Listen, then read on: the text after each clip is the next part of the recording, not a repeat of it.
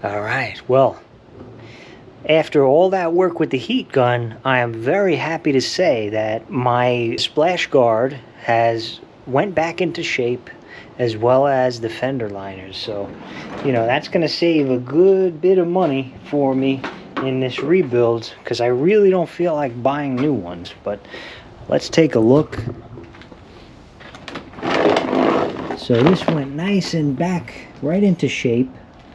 I do have to make a repair here, and on the fender liners they need a little more repair as well, and we will go back to using JB Weld for that. Correction, do not attempt this with JB Weld. So we have another appearance of Dad Ficsacardi. George is with me today, my dad, and he's gonna help us fix these holes that have been damaged in the accident. Like I said, this from Subaru is about $100, so you know, if I could get away with saving it, which I did save it, it was in a lot worse shape. You know, every penny counts. So let's see. We will come back to this, guys, more towards the end of the video. First up, I have some loose ends to tie up.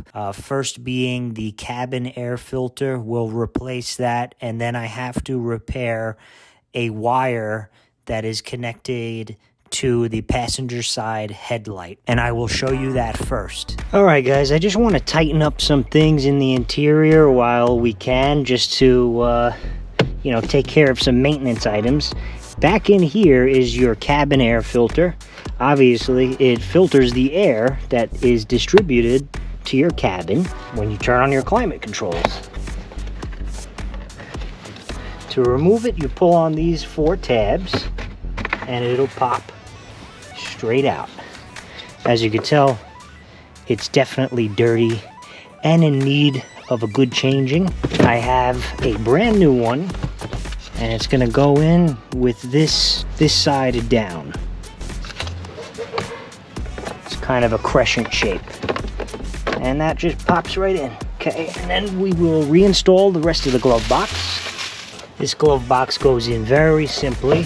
What you'll do is you'll take these tabs on the bottom, you'll line it up with the corresponding tabs at the bottom of this surround. Then we can put it up, push these sides in.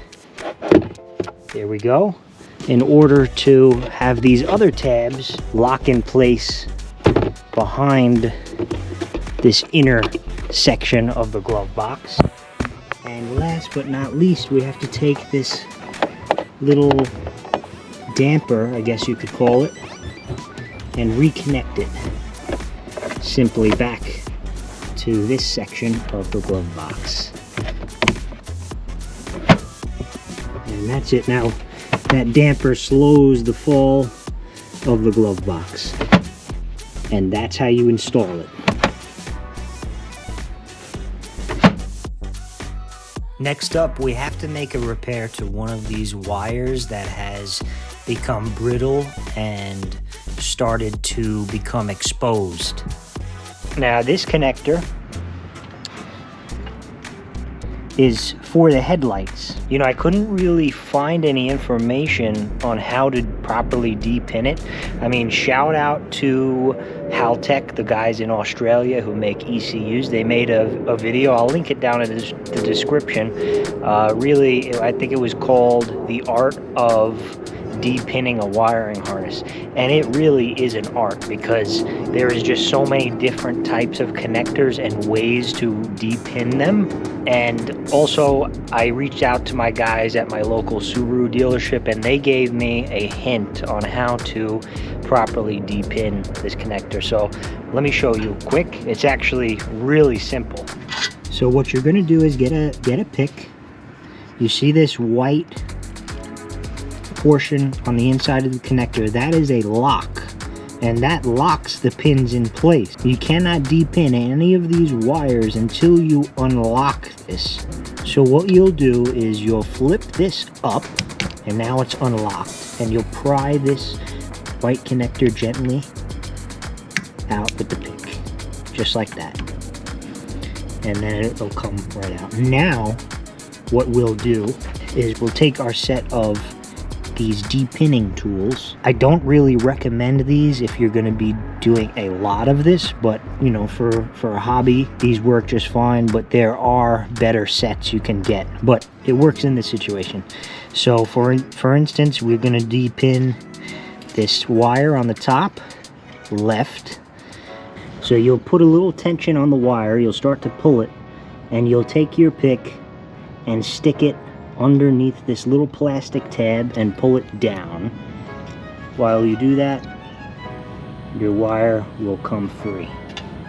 Remember where it goes, because as you can see, I have two wires undone just so I could get to this one a little bit more easily. But now that I can put this one back, we will, so we don't forget where it goes. And you'll just slip it back into place.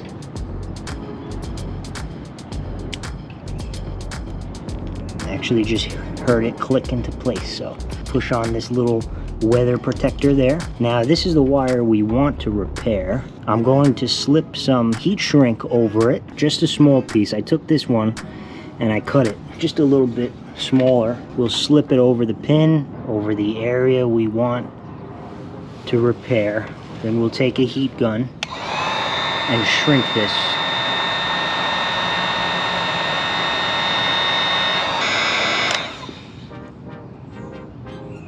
At least that exposed wire is now covered. That heat shrink did not work the way I had expected it to, but hopefully we could get this back in, no problem. Yes, I heard it click, and that's fine. If some of this little protector is sticking out, actually it's protecting the exposed part of the wire. Ideally, what you would do is cut this wire, and you would attach a new pin to the wire. But I don't have any of those pins, so I went this route, and it worked. The pins are all back into place now. You will take this. This is the lock. This side will be on the bottom. Here's the top clip that clips into your headlight harness. Pop it back into place, and then we'll take just this pick again and push it up, and now all of those pins are officially locked into place. We'll plug it back into our headlights, and that's it. That should work well. And everything will be nice and sealed off from the elements: earth, wind, fire, water, and what was the fifth element?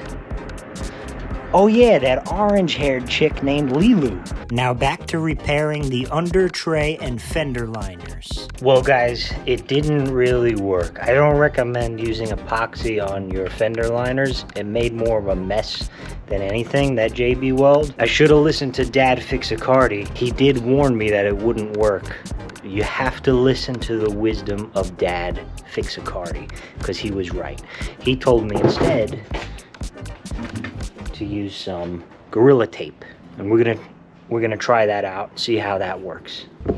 I already can tell this is gonna work out better, because you could really cut this stuff into just the right shape that you need.